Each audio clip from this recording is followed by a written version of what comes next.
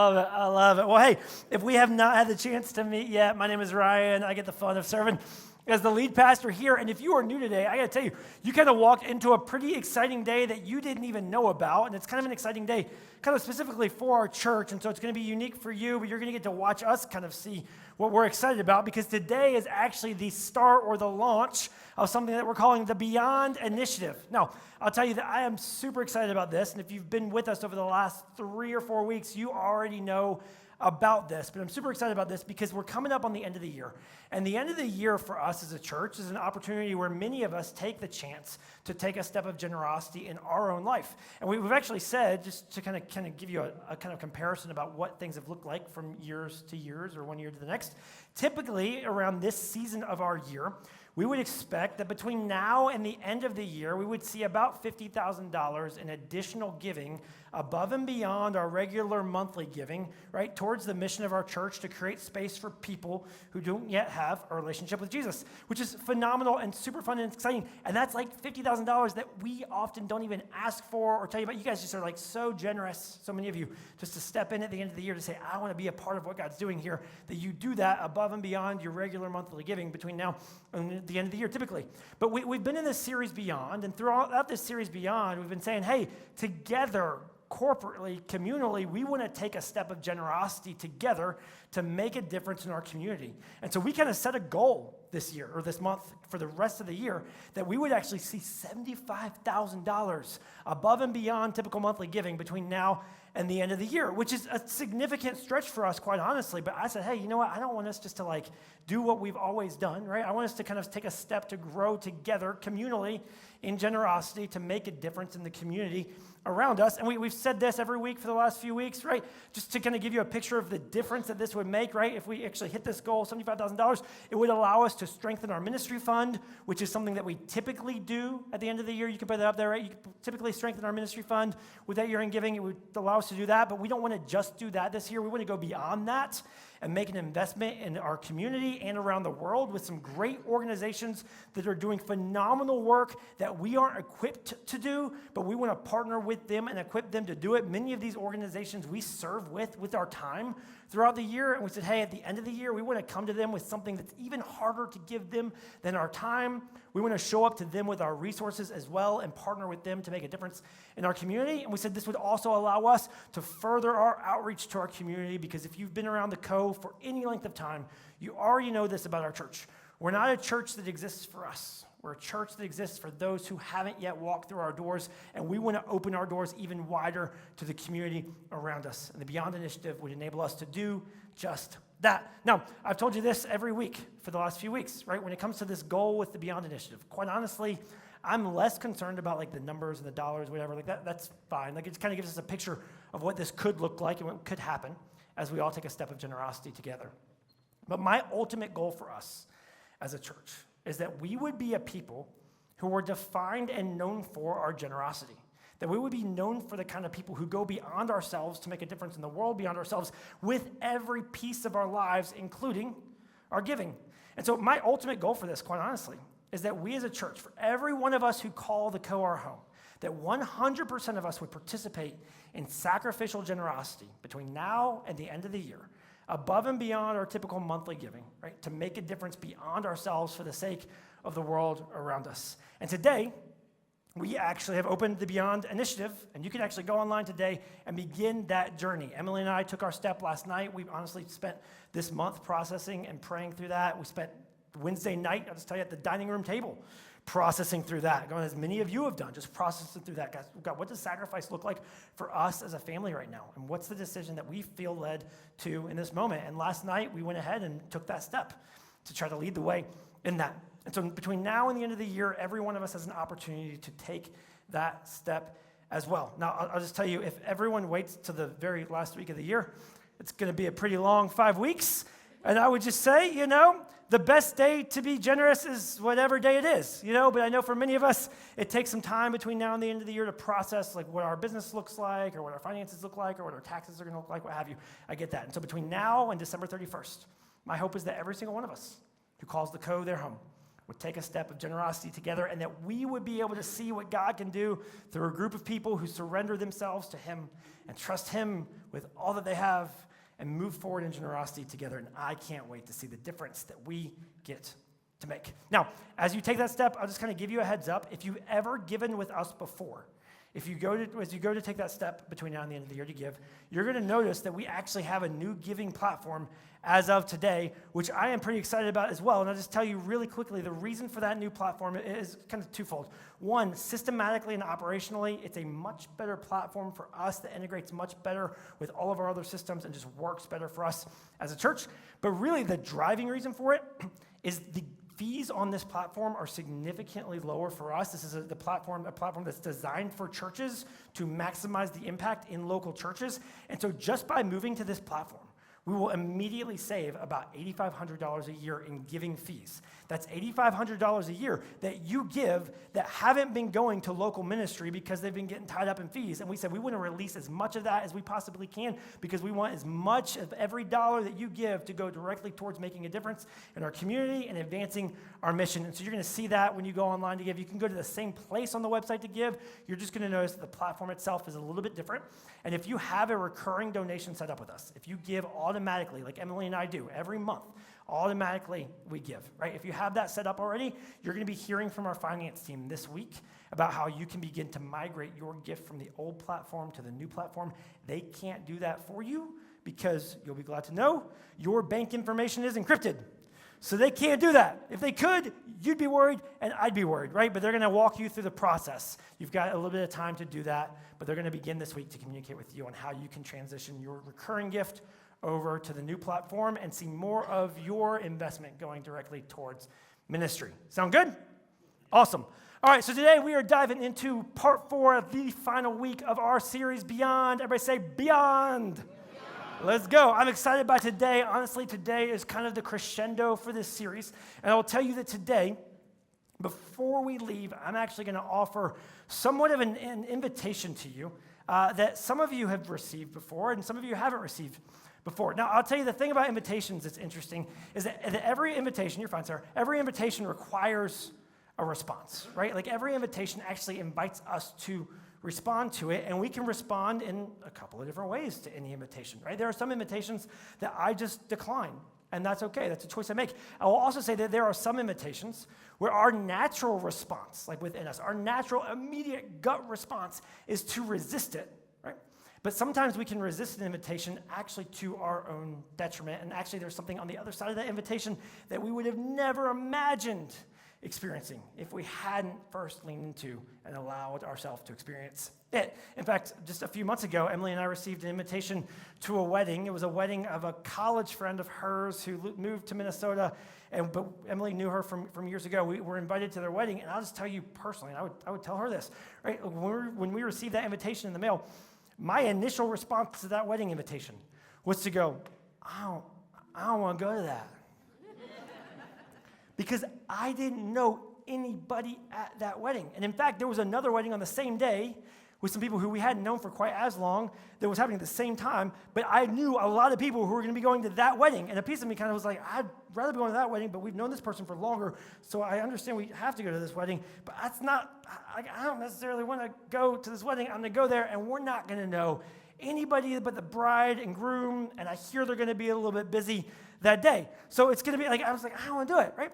But ultimately, Emily said yes to the invitation. And I said, I like my marriage, you know? And so I also went. And can I tell you what? It was the most fun I have ever had at a wedding. Do you know how freeing it is to be in a room full of people at a party and have none of them know you?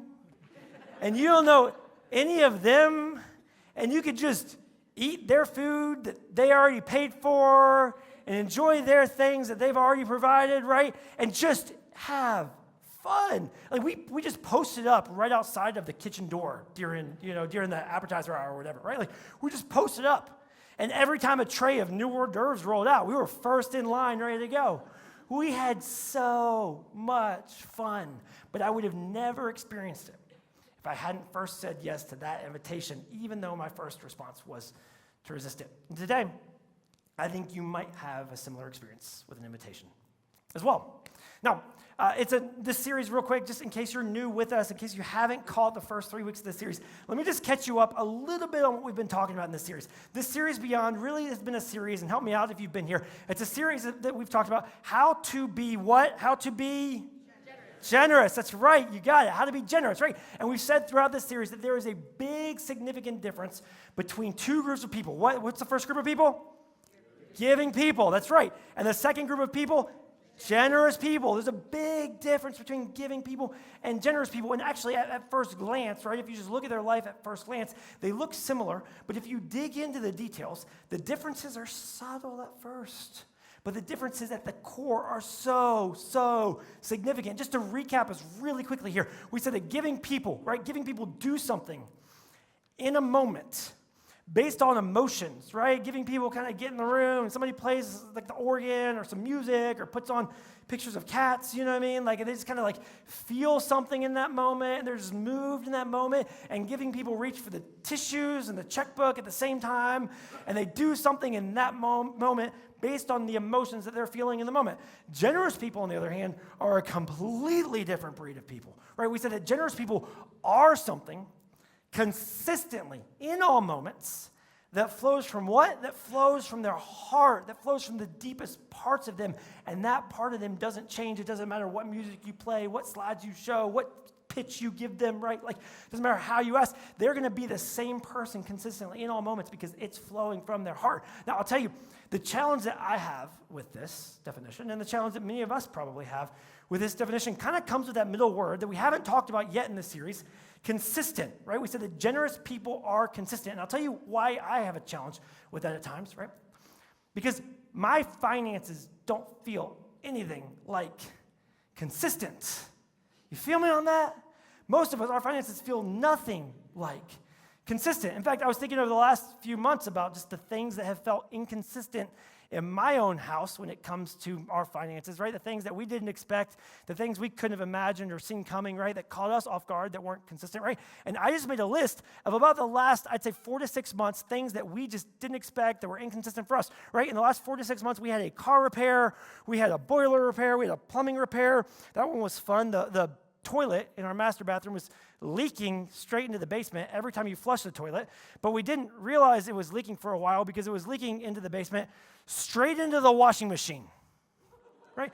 Every time you flushed, straight into the washing machine. So if you've met with me over the last 4 months and wondered what that smell was, there it is, you know? Like, we finally figured it out, right? But we thought, I don't know, we should probably get that fixed, maybe, right? Refrigerator, we had to buy a new refrigerator. We bought a new house 7 months ago, right? And about 3 months ago, the refrigerator just decided that it didn't like its new owners, So it was like, I'm done. Peace on you guys, right? We didn't see that coming. Had a trip to the emergency room about a month ago. That was super cool, right? Like, all these things, right? This is just the last 4 to 6 months of things that have felt inconsistent in our house. Now, here's the thing, though, quite honestly. Every one of you look at this list, and you could probably make your own list over the last year of things that you didn't see coming and things in your own financial world that felt massively inconsistent for you. And quite honestly, I haven't been able to think of a season of my life that didn't come with a list that looked like this. And so, if we're waiting for consistent expenses to become consistently generous, we're probably going to be waiting a while.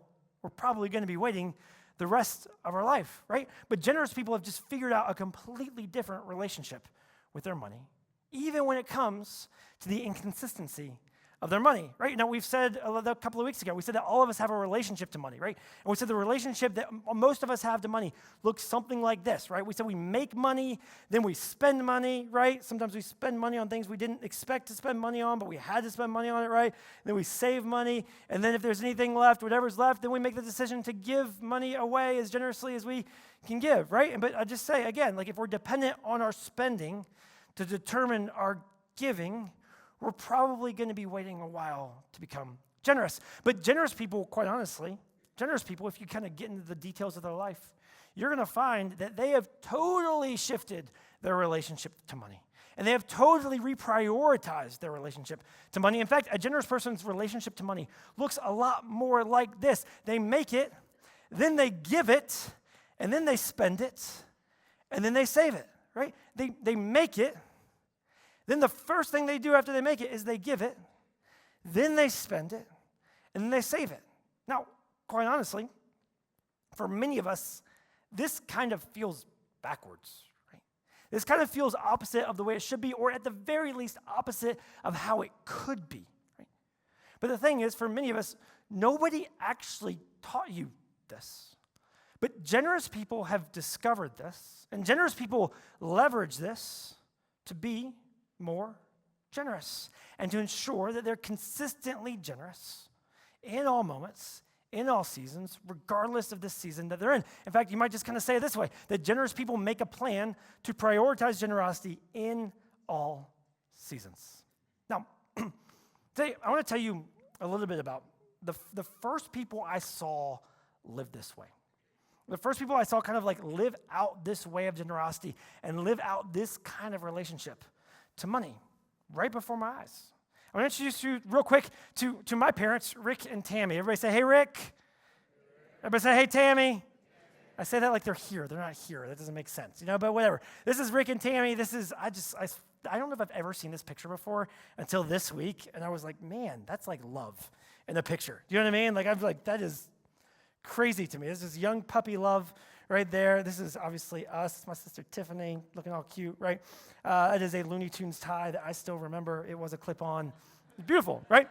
This is Rick and Tammy. I want to tell you about Rick and Tammy real quick, because quite honestly, Rick and Tammy are the reason that I kind of have like gotten under the hood of generosity in my own life is because the way that I saw them live out generosity in theirs. My dad, Rick, is a pastor, was a pastor before I was born, is still a pastor to this day. Quite honestly, I've told you this before, it's a good thing he's not a pastor in Minnesota, or you guys would all just go to his church and I'd be really lonely here. He just does a phenomenal job. His church loves him more than I've ever seen a church love their pastor. I mean, it's just amazing, right? Phenomenal pastor. And growing up, right, like I watched my parents prioritize this in every moment and in every space. In fact, my parents, from the very beginning of their marriage, they made a decision in their marriage that every time they received money, every time that they earned money, they said the first thing that they were going to do was they were going to give it away. And in fact, I'll just tell you, I don't think they'd mind me telling you, they just decided from the very beginning of marriage, no matter how much they made, no matter what that looked like, no matter how little they made, no matter what that looked like, they were going to give away 10% of everything they made the moment that they made it.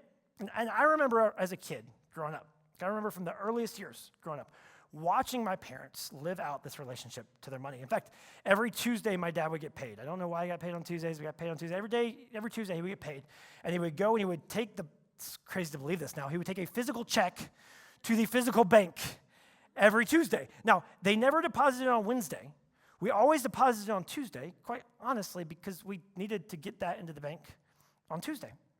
And we would come home, and Mom would start writing checks to the things that we needed to pay, right? This is back, you had physical bills, right, that you kept from the mail, and you stacked them up, and then you wrote them, you paid them once a week, wherever. She'd pull out the checkbook. And the first check that Mom would write every Tuesday night was a check of 10% to give away. And for them, they made the decision that they were going to give it away to their local church because they believed in the impact that their local church was making in the community, and they wanted to be generous towards that. That was their decision. That was their direction. That's what they wanted to do. And every Tuesday, Mom would write that check. And every Sunday morning, I would watch. She would just leave it on this little buffet hutch thing in the dining room. And it would just sit there all week. And then every Sunday morning, my dad would walk through the dining room on his way out the door. He would pick up that check. He would put it in his suit coat. This is in the day of suit coats. He'd put it in his suit coat, and he'd go to church. And this was back when churches actually collected physical offerings. Can you imagine that? COVID took care of that for us, right? But until then, churches would pass physical baskets or plates or what have you. And every Sunday, my dad would invite the church to be generous towards what God was doing through their local church. And this was so important. I remember this every Sunday. I would be sitting on the second row and I'd watch him do this. Every Sunday, he would stop and he would pray over what everyone was about to give and the ways that they were about to be generous.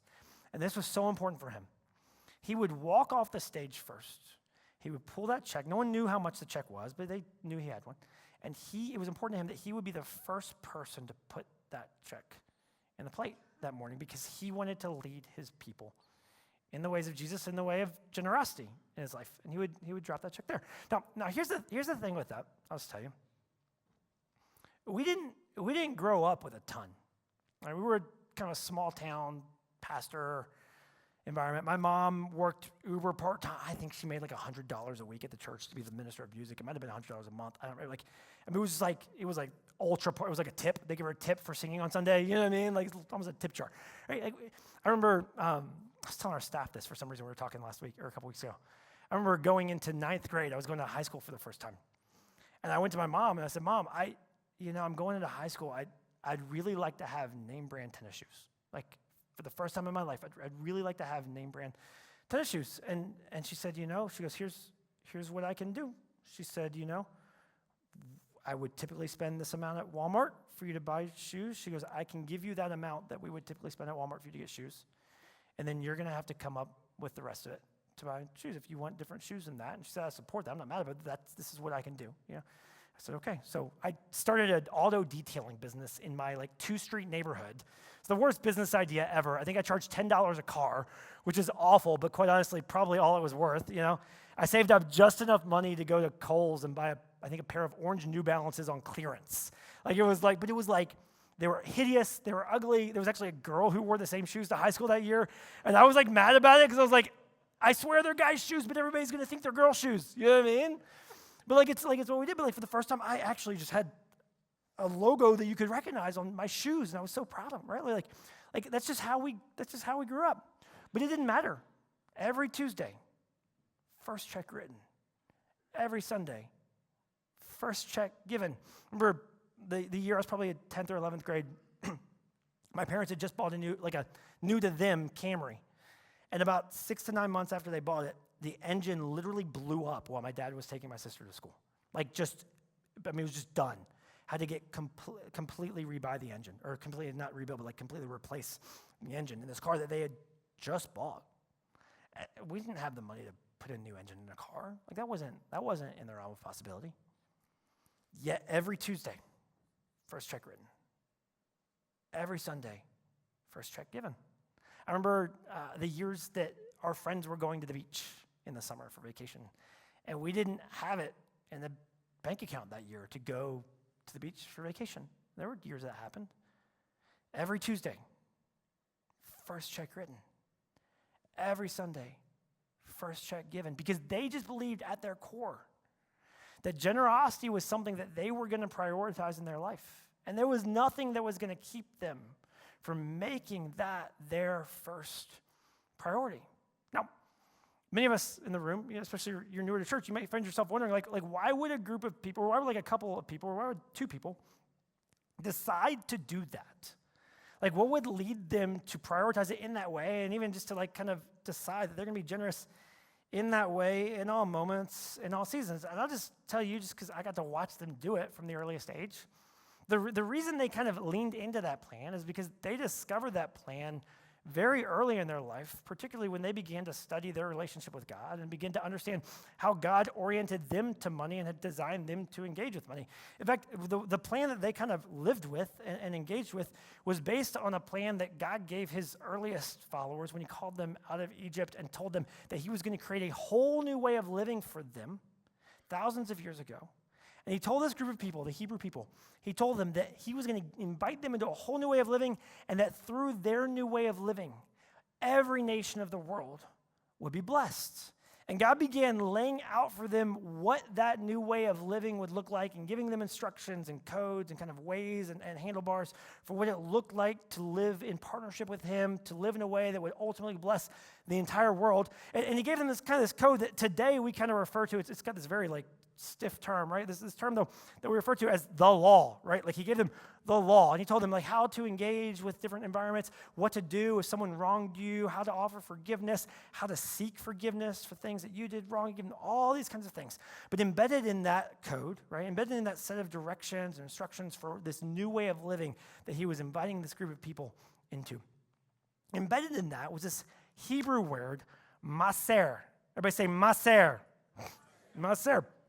This Hebrew word that literally means a tenth. It means a tenth. Many of you have heard this word before in some way or another. Often, if you're reading in your own Bible, it's most often translated as particularly a tithe, a tenth, or a tithe.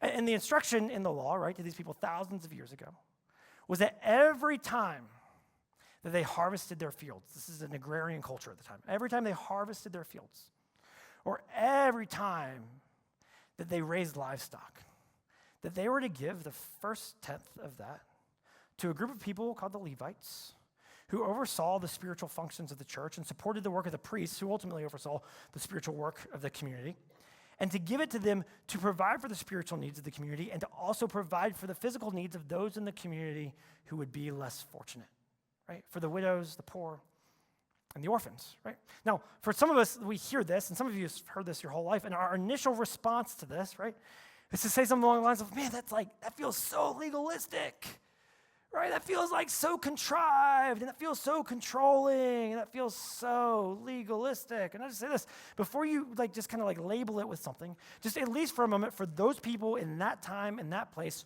recognize the wisdom of this, right? Because what this did for them, it did four things. First thing it did is it prioritized generosity within their community, right? It put generosity at the very beginning of everything that they did when it came to everything that they earned or everything that they grew. The second thing it did is that it was proportional to their season. So in seasons where it didn't rain so well, or seasons where the soil wasn't quite so strong, or seasons where you had disease go through your livestock, right? Your giving in that moment, their giving in that moment was lower because it was proportional. It was a tenth. It wasn't an amount. It was a percentage. It was proportional. In seasons where they had a greater abundance, right? Their giving also reflected that because why? It was proportional to their season. It wasn't something they were bound by. It was something that actually adjusted for whatever season that they were in. The third thing this did for them was that it was a step of trust in their provider. It was actually them saying to God, and if you read the way that God outlined this for them, it's them saying to God, hey, I trust you with everything that you have given me. If I have grain today, it's only because you've allowed for the grain. If I have livestock today, it's only because you've allowed for the livestock. And I'm going to give a portion of that back to your purposes in our world because I'm acknowledging you as my ultimate provider. That was the way that they kind of lived that out and the mindset that they had with that. And lastly, it provided for the spiritual needs of their community.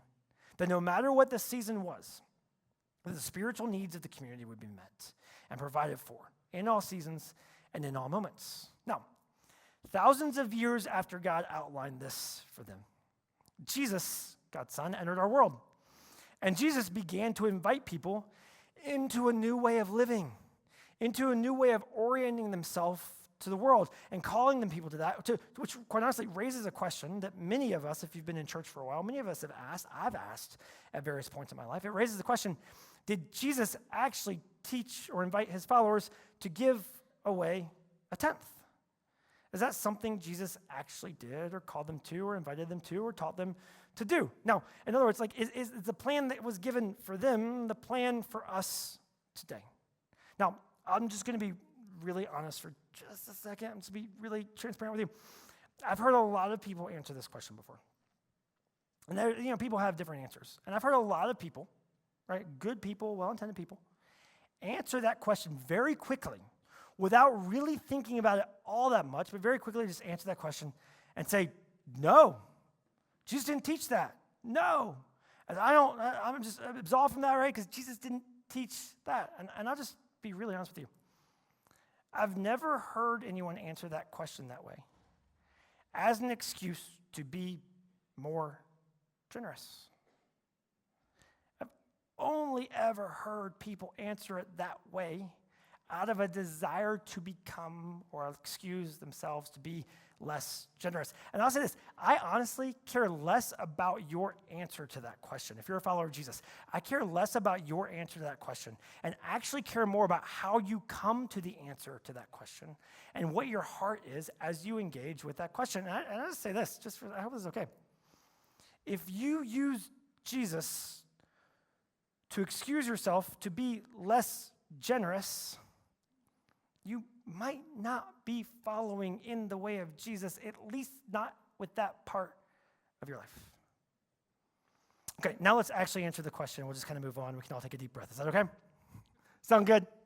All right, so we have to answer this question. Did Jesus teach his followers to give a tenth? And I'll just tell you, after spending a ton of time processing this, the answer to this is no. Jesus never specifically and directly taught this. Why? Because everyone Jesus was teaching was already giving a tenth. Everyone in his audience was already living this way. And so if we're going to understand how Jesus would have us to engage this question, we first have to understand, what was Jesus' relationship to the law? How did Jesus orient himself to this code that God had given his people? And Jesus actually, in his very first teaching on earth, tells us his relationship with the law. He said this, he said, do not think, even for a minute, don't think that I have come to abolish the law or the prophets. I have not come to abolish them, but to fulfill them. In other words, hey, I didn't come to just nullify it and get rid of it. I came to live out the fullest meaning and the depth of it in the deepest of ways and to model that for you and to invite you into it. And then he goes into this long teaching of continually calling people beyond the law in this wild way, basically looking at them and going, hey, if the law tells you to forgive, I want you to forgive even more. If the law tells you to absolve them, I want you to go even deeper than that in every little way. He goes, hey, I didn't come to just like toss this out. I came to lead you into a deeper expression of everything that it sought to establish and create in your world for you. In fact, in another moment, Jesus actually is engaging. It's fascinating to me. It's become one of my favorite portions of Jesus' teaching or conversations. Jesus actually is engaging with a group of people who were the most devout followers of the law. Many of you are familiar with them, the Pharisees, right? Known for their legalistic approach to following the law meticulously. And Jesus calls them out, but he actually calls them out and then also gives them like a backhanded compliment at the same time. It's the only time in all of his time on earth recorded that Jesus actually affirms a practice of the Pharisees. It's fascinating. He says this, he says, woe to you, scribes and Pharisees and hypocrites. He says, for you tithe mint and dill and cumin. Some of you just went to your spice cabinet, right? Like you tithe your mint and your dill and your cumin. In other words, someone says, while everyone else is tithing on their grain, while everyone else is giving a tenth of their grain, he goes, you're also giving a tenth of your herb garden. Like in the smallest of things, you're so microscopic. Like you go to the finest detail with your tenth, right? The modern day equivalent of this would be like, you find a dime on the sidewalk and you take a penny to church. You know what I mean? Like in the tiniest of ways, you do this, right? And he goes, but you have neglected the weightier matters of the law. He talks to them about justice and mercy and faith. And this is what's fascinating to me. He says, these you ought to have done. In other words, you should have done the former without neglecting the others. In other words, hey, it's the only time he affirms them. You did good to go to the nth degree with your tenth. But you're also missing out on the deeper things that the law or the law called you to. And your tenth should be leading you to a deeper way of living and seeing in the world around you.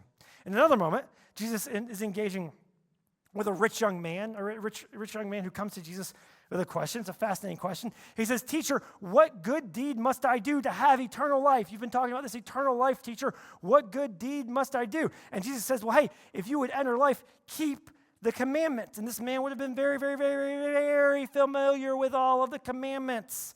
And he says to Jesus, look, all these I've kept. I'm doing that stuff. What do I still lack? And Jesus says, I love this. Jesus says, well, if you would be perfect. In other words, if you want to jump to the front of the line, you want to skip to the head of the class, you want to check all of the boxes, let me just give you the biggest and the last box to check. If you would be perfect, just, okay, go. Sell what you possess. Literally, this would be translated, sell all that you possess and give to the poor. And you will have treasure in heaven. And come, follow me. This is why I told you last week, if Jesus was your financial advisor, you would fire him tomorrow. I would too.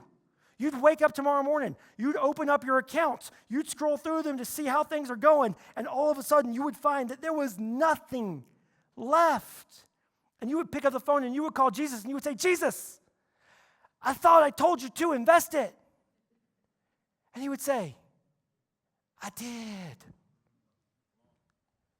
I did. Listen, this is the frustrating, infuriating thing that comes with following a Savior who went to the nth degree with every piece of his life and gave all of it away and turned the entire world upside down. and totally reverse the way that we're to see the world around us. If you continue to track with every one of Jesus' teachings, and if you continue to track with the first followers of Jesus, here's what you're going to find over and over and over and over again. That Jesus invited his followers into a life of generosity that went beyond a tenth. You know what the craziest part of all of it is? They actually did it in the wildest of ways. We've been talking about this for the last 3 weeks. If you study the earliest followers of Jesus, they say they held everything in common. They had no limits on their generosity. They gave beyond their means. In moments, they gave beyond what it seemed like they should have by all rational and wise understanding to be generous towards the world around them. They actually did it because Jesus invited them to go beyond a code or a command and discover a life of heart-driven generosity, of trust-based generosity that moved them into a way of living that the world had never seen, and many of us can only barely catch a glimpse of today. No. I told you a few minutes ago about my parents. I just want to kind of share. I debated whether or not to share this because I want this to come across in the right way. It's important to me. I want to share with you a little bit about my own journey with this, and particularly Emily and my's journey with this. 10 years ago, Emily and I got married. Weren't we cute? I have just as much facial hair today as I did then. Working on that. Some of you are like, are you sure you didn't take that yesterday? I know. We look great, don't we? Right? No. Emily and I got married. It's funny. We told ourselves, in the month leading up to marriage, that, we were like, the one thing we're never going to fight about is money. Like we're on the same page about money. I know everybody else fights about money. We're never going to fight about money. And then we got married, and you know what we found out? We're normal. We found that out very quickly. But we were incredibly fortunate in this, maybe. I don't know. But from day one, the one thing we never fought about was how much we were going to give away. And from day one, we just both agreed. We said, hey, when in our own study, in our own learnings, our own kind of walk with Jesus, and we were both blessed to have kind of grown up in that walk. So for both of us, we don't see Jesus calling us to anything beyond, or anything other than something at and beyond a tenth. And so we just said from day one of our marriage, the baseline for our generosity, the starting point for us was going to be a tenth of everything that we received. And so we're going to lean into that. So we did that on day one. And then some of you have heard me talk about this. 14 months after we were married for just over a year. And I called her out of the blue one day to let her know that I had just been fired. I'd lost my job, didn't expect to lose my job, no conversations, whatever, and just out of the blue, fired. Emily was working at the time. Her job was going solely to pay for her grad degree, which was a great investment. But you can't eat diplomas, And so that wasn't gonna help us in that situation. And I remember, within a couple of days of me losing my job, I remember the question came up for us sitting on the couch one day. Hey, are we gonna continue giving a tenth in this season? Is that gonna continue to be our baseline for generosity? And it took us about 0.5 seconds to answer that question. And we said, yeah. Why wouldn't we? We've committed ourselves to this.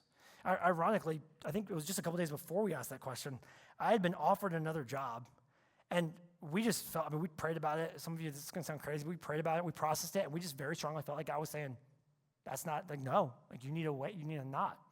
So we said no to a job, you know what I mean? But still, we're like, is this going to be the thing that we lean into? We just said, yeah. And somehow, I don't know how, but somehow, a year later, it was a little over a year later, we ultimately ended up moving into the next season of life in a completely different position than we could have ever imagined being in. I remember we were probably married for about 6 years. And again, it's going to sound crazy to some of you, but we were praying, and in our prayers, we felt like God was calling us to quit my job at the time, which honestly might be the highest paying job I'll ever have in my life. We were really fortunate to be in this really great organization, and it just happened that it was a really great opportunity. And we felt called to leave that and go join a team that was planting a church in Columbus, Ohio, and take a job that had less salary, but also we were going to have to fundraise all of that salary. Like 100% of it was going to be our responsibility to fundraise. And I remember early in that process, the question came up, hey, are we still going to give a tenth in a season where like we don't even know if we're going to raise everything that we need for the next 4 years? And are we going to do that? And again, it was about 0.5 seconds for us. And we said, yeah, we're going to do it. We walking through seasons, I could tell you about seasons where just like things that we didn't expect to come our way financially that kind of took more than we thought they should take and what have you, and raised the question again. And again for us, we said, hey, we feel like this is what we're supposed to do, and we feel like this is the baseline for us. I can tell you about sitting in Columbus, Ohio, during that church planting season, trying to fundraise all of our salary, and also just like being like massively frustrated at our budget on just probably a weekly basis. I would just get furious about our budget because we took a salary cut, had to fundraise, and then like COVID happened and inflation. You know what I mean? Like every one of us felt that. And I would just sit at the dining room table. And I would just, I'm not proud of this, but I would just slam the laptop shut. I go, I don't know how we're going to make this work. I don't know how to do it. Like this, like the math doesn't math, you know? And yet for us, we said, the first thing we're going to do is prioritize generosity. And I don't understand how it worked all the time, but somehow it always worked all the time. And every time, everything that we needed was provided for. Let's tell you why we do this, and you got to come to your own conclusion. I'll tell you why we do this. Quite honestly, we do it for the same reasons that the first people God called out into his world to create a new way of living, for the same reasons that they did it. We give first because it prioritizes generosity for us. It keeps it first for us in our budgets and in our hearts. We've talked about how intertwined, all series we talked about how intertwined our money and our hearts are. And for us, we said we want our hearts to be bent towards the world outside of our home. And this allows us to prioritize that. The second thing is it's proportional to our season. There have been some seasons where our 10th was more than it is today. There have been other seasons where our 10th was less than it is today. But in every season, whatever the season looks like, it's proportional. It's been proportional to that. The third reason is it's a step of trust in our provider. Every time we make that decision. Every time we give, it's not a decision anymore, it's just a discipline, right? But every time we take that step or continue to live it out, we're reminding ourselves of the source that all of the things we have come from, or where they all are, right? In fact, I'll tell you this. There are times where I'm just frustrated about where we are financially. I don't know, maybe there's a toilet leaking or whatever, and I just get like frustrated that, we gotta pay for that, or we gotta do that. And I get like, I naturally get worried at times, right? I'm a little bit of a number cruncher by nature, and I get worried about it. And often around that time, I get the email that says, here's your receipt. You just gave a 10th of your income away. And you would think that that email would make me even more stressed out about what just left my bank account. But every time I get it, it's just another reminder for me that we decided a long time ago that I don't have to be responsible for me, that we're going to choose to prioritize trust in our provider. The last thing it does for us is it allows us to contribute to the spiritual needs of our community. I'll tell you why this is important for us particularly. We believe that every need that our community experiences ultimately is a spiritual need. That every problem that our world faces ultimately exists because we live disconnected from the Creator who created our world. And we believe that when Jesus left this earth, he left his mission to redeem the world back to its creator, that he left that mission in the hands of the local church. And we want to do our part to meet that need in our world, to make a difference in our world. That's why we give. I debated whether to tell you this. I'll say for us, and this is not everybody's decision, but for us, right? We just decided that our 10th, our first 10th, and we give to other organizations. It's not that we only give to the local church. We decided that our first 10th was going to be generous towards the local church, whatever local church we're a part of, because we believe in the power and the mission of the local church. And so we give, right? We give so that we can be a part of providing a space like this every Sunday, right? Which I'll just tell you, it takes about $90,000 a year to have a space like this every single Sunday. Our 10th does not provide a space like this, right? Every year, our 10th probably covers a chair, you know?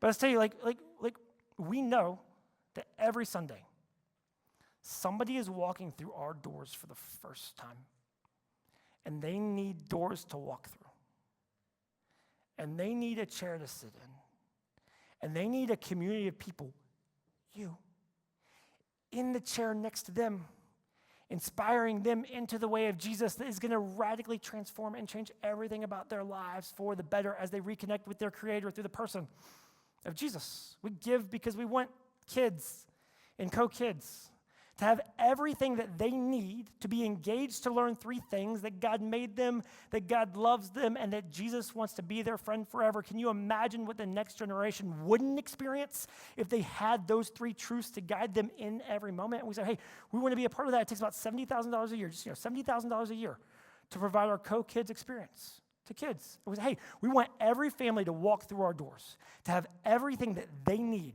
for their kids to grow up with those three truths. We give because we want every student who walks through our doors to have an environment that they can connect with, to discover what it looks like to engage your questions of faith as a middle schooler and as a high schooler, so that when they get to college or when they start a career and their faith starts to be hit with all kinds of questions that they've never asked before, that maybe, just maybe, it wouldn't be the first time that they'd ask those questions. And maybe, just maybe, they had a leader in their life already who guided them to answer those questions. We give because we want them to experience that. So I told you at the start of this conversation that today was going to come with an invitation that many of us, our initial response is to resist. But my encouragement to you, at least going into the week, just at least, my encouragement would be to consider it. The invitation is this: try it.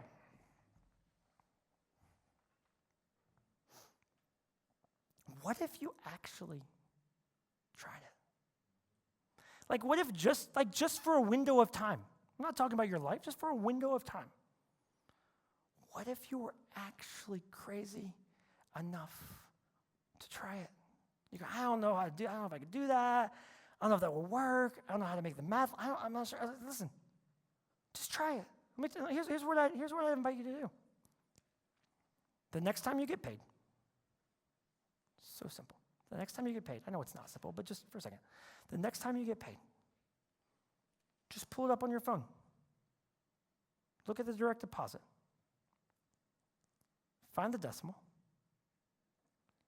Move it one space to the left. And give it away. And just see what happens. And here's what I invite you to do.